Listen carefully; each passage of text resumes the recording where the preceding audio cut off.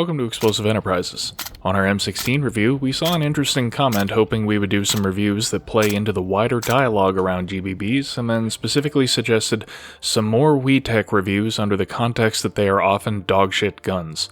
And you know what? Yeah, I've got one of those. We've mentioned WE guns a couple of times on this channel, sometimes positively, sometimes negatively, but this WE Makarov PMM is a perfect example of why WE has a generally bad reputation among gas blowback enthusiasts. The real Makarov PM, which by the way is a redundant name since PM stands for Pistolet Makarova, was introduced in 1951. Its predecessor, the TT-33, had been chambered in 7.62 Tokarev, a near-identical copy of the German 7.63 Mauser, and while this was for the time a powerful and high-velocity cartridge, the TT-33 had limitations and was due for replacement. In the late 1940s, the Soviets standardized on a universal cartridge for both submachine guns and rifles in the form of the 7.62x39 round, and this set the stage for a new handgun and a new cartridge that could be optimized for a compact pistol without having to worry about performance in a submachine gun.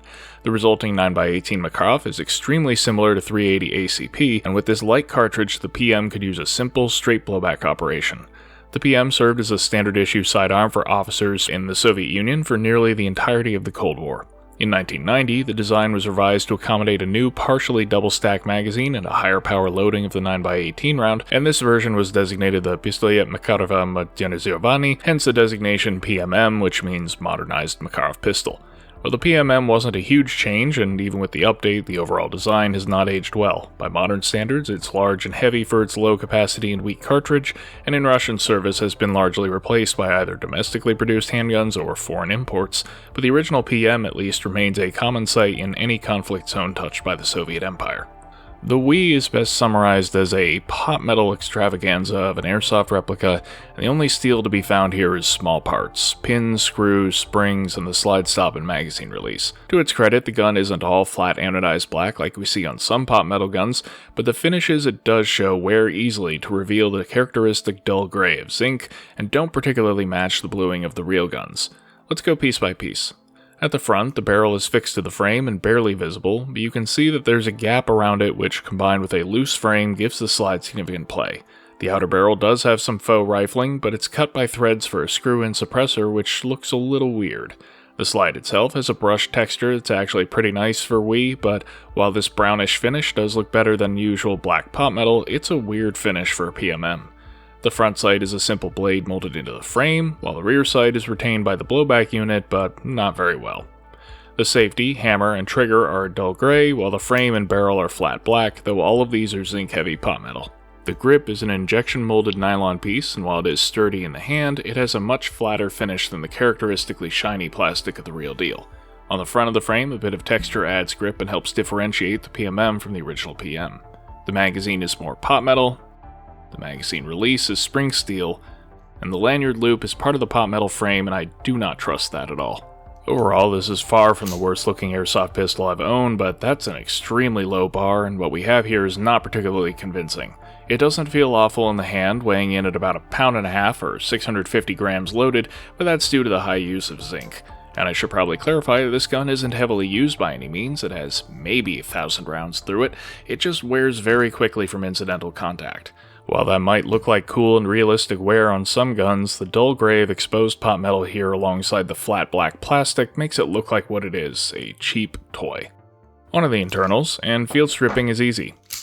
Pull down on the trigger guard, pull the slide all the way to the rear, and lift up. It may take some fiddling to get the nozzle past the barrel, but that's all there is to it. I want to point out that the recoil spring is not symmetrical, being slightly narrower on one end. The idea is that it's just tight enough to friction fit to the barrel, so it stays on the barrel during field stripping. With use, however, this spring appears to have loosened up to the point where it no longer stays on.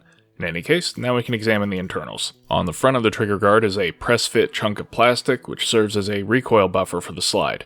This actually works pretty well, and neither the plastic nor the part of the slide that contacts it shows significant wear. Behind that is the barrel assembly, which is held to the frame by a single pin. With use, the barrel has loosened up significantly, so it is able to wobble to a slight but noticeable degree. Well, with the pin out of the barrel, the hop unit slides out, and I should mention that there is supposed to be a hop adjustment slider here. This slider was prone to self-adjusting back to 0, and if I pull the hop unit out, you may be able to see that the tab on the hop arm, which would engage with the slider, actually broke off in the course of working on this hop. So we have this set up as a fixed hop, which we'll demonstrate later. The barrel and bucking are both proprietary designs for a very short hop window, but they can both be replaced together with more standard gas blowback equivalents. Interestingly, the inner barrel actually has threading as well, which is for the inner barrel extension that WE includes with their suppressors. Again, more on that later. In the frame, the block that secures the barrel has been known to come loose, so applying Loctite and heavily tightening this screw is highly recommended. Otherwise, this is a fairly standard gas blowback pistol mechanism, using the hammer to drive a valve knocker which locks forwards until reset during blowback. On the right side, the transfer bar to engage the hammer is very sensitive to lubrication, spring tension, and proper fitment of the parts, and if those aren't all correct, it will slip off the hammer when used in double action mode. If I take off the grip, which just requires pulling out one screw, this exposes the screw which secures the fire control group. Tightening that helps keep everything in place. Now we can see how pulling the trigger either releases the hammer in single action, or cocks and then releases the hammer in double action. Moving on to the slide, it's fairly simple. First I unscrew a small protrusion on the safety bar, which allows me to rotate the safety up and then pull it out of the slide. Then I take out 2 screws holding the blowback housing in, and the blowback housing comes right out. So now we have a simple Tokyo Marui style blowback system, with a plastic nozzle engaging a return compression spring held by a groove in the slide, and using a standard TM style rocket valve. The blowback housing uses again a Marui style piston cup and also retains a faux firing pin at the rear. With it reassembled, note that this safety also serves as a decocker, just like on the real thing, and the way that works is pretty cool. Basically, the safety has 2 protrusions, one on each side. On the left side, turning the safety into the upwards position engages a lever in the frame which cams the valve knocker upwards so that it will miss the valve. It also drops down into the channel where the slide rides on the frame, which prevents the slide from moving, keeping it locked. On the right side, it pushes forwards on the hammer sear, causing it to release, but this is timed to occur later than the first function. So when the safety is engaged, it lifts the valve knocker so it won't touch the valve, then drops the hammer, and keeps the slide locked until it's disengaged. On a real PMM, engaging the safety also drops the hammer, but it keeps this from setting off the chambered round by blocking the firing pin, so the WE has a pretty different mechanism to achieve the desired behavior. Though I should point out that on a real PMM, once the safety is engaged, pulling the trigger will not operate the hammer. There's also a functional problem with this system. With wear, the system stops reliably decocking at the safe position, and the safety often has to be pushed past it a bit to decock. It still works, it just looks a little cheap. The magazine is a pretty typical WE design, weighing 178 grams, holding a mere 5 to 6 grams of gas, and up to 17 BBs. Removing the base plate reveals a screw, which secures the bottom plug. The screw has an O-ring, and the plug itself has a square gasket, and the interior of the magazine is a simple hollow chamber. The rest of the magazine is unremarkable, with a normal output valve and router, and a double-stack BB track on the front with exposed follower. These feed lips are fairly fragile and will not survive being dropped onto hard surfaces, so some care is required. Overall, it isn't a terrible magazine. It's pretty similar to old Marui mags, it just doesn't have the durability, reliability, or features we see with newer mags. Which isn't that different from the gun, really. It isn't awfully designed and copies Tokyo Marui design principles in some ways, but the execution involves a lot of thin, weak pot metal components and small, high-stress critical surfaces that erode from use, and you're going to see the consequences shortly. So, controls and operation. Insert a magazine and rack the slide to chamber around. Flip the safety lever to decock it, lock the slide and render the trigger safe, or just immediately flip back down to carry with the hammer up. The hammer remains safe and pushing on it will not discharge gas. At this point, pulling the trigger will fire in double action, a long but smooth pull that breaks unexpectedly at 5.5 pounds. Successive shots are single action, with a noticeable take-up before a sloppy break at 3.5 pounds. Not a match trigger, but that isn't going to matter at all. When the magazine is empty, it locks open, and then the magazine is removed by pushing back on the release while pulling it out of the gun. Now the slide should stay locked back here, but the catch surface has worn enough that it no longer wants to lock open.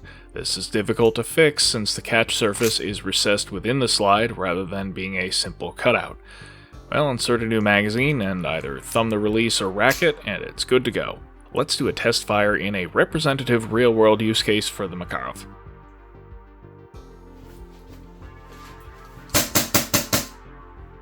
Yeah, that works. It's actually pretty nicely snappy by pistol standards, though there isn't much recoil and the noise is underwhelming.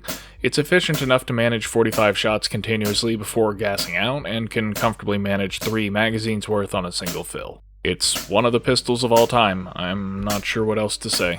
As far as performance, this gun chronos at about 0.65 joules at room temperature with 0.32 gram BBs, which is not a lot. WE does include a power-up suppressor with this gun that includes an inner barrel extension, which threads into the gun's inner barrel, and this accessory is somewhere in a landfill because the most immediate effect of extending the inner barrel in this manner is that the accuracy goes to crap. Speaking of accuracy, with the modified fixed top it can lazily lob BBs out to this 100-foot target, but while the BBs fly fairly straight, they're still going all over the place. Basically, because the slide has so much play around the barrel, and the barrel itself has a bit of play in the frame, the sights rarely align to where the rounds are actually going. The barrel wobble can be addressed with shimming, but the slide wobble can't be easily solved because shimming around the barrel to center the slide to it will prevent disassembly. Realistically, this is a point-and-shoot gun where you'll need to track the BBs visually, but at least it's so weak that spotting them in the air isn't too difficult. Which gets into practicality. It's weak, it's difficult to shoot accurately, the heel magazine release is slow, the slide stop is perfectly positioned for me to either ride it with my thumb or engage it prematurely. This is pretty much a holster stuffer or maybe a last-ditch holdout weapon, and for that role I really dislike this double-stack grip. For comparison, it's thicker, more angular, and less ergonomic than that of the CZ83, which is basically a better implementation of a double-stack PM. So I suggest replacing the grip with a PM-style one. This is not actually a Makarov grip because the WE is apparently physically based on a Baikal airgun, the MP654K. I say apparently, as I bought a grip intended for said airgun, and I'm not sure if I received the wrong product, as this grip did still require some modification to fit. Well, with this, it's a fair bit slimmer, and the sort of handgun I can just stuff in a pocket. Overall, while this isn't the worst looking WE pistol, it doesn't look all that great either. Internally, it's mostly pot metal, with a lot of parts that are subject to wear and cause significant functional problems even with a low round count. Accuracy is fine and it's efficient enough, but power is very low, the hop adjustment is poor, and it's difficult to shoot accurately due to the amount of slop in its construction. Is it worth it? No, God! At about 150 USD shipped? No, not really. It's the best Makarov on the market, but that says more about the quality of the KWC and KWA offerings than it does about the WE. If you want a sidearm for a Russian kit, the Raptor MP443 also has problems, so you're better off with just a Glock like Russian SOF and law enforcement units use. In fact, even a WE Glock is a much better value, and of my 3 current go-to sidearms, 2 of them have WE Glock internals, while the third is a pure WE, but this PMM only comes out for themed events. The obvious question is, what makes those other WEs better? I mean, it's all the same brand, right? Well, on the Glocks, I have Prime and PGC aluminum slides to replace the mediocre pot metal ones, plus a garter frame on the Gen 2, so that addresses the externals. Internally, these are still pot metal just like the PMM, but these are almost direct clones of Tokyo Marui Gen 3 Glocks. Maruis are pretty comparable to WE in terms of materials, but TM is a company that understands the limitations of pot metal and designs around them, minimizing stress on critical parts and producing guns that work well for long periods of time despite being made of pot metal. The WE Glocks are shameless rip-offs, so they inherit, or rather steal, that good design, as well as aftermarket compatibility.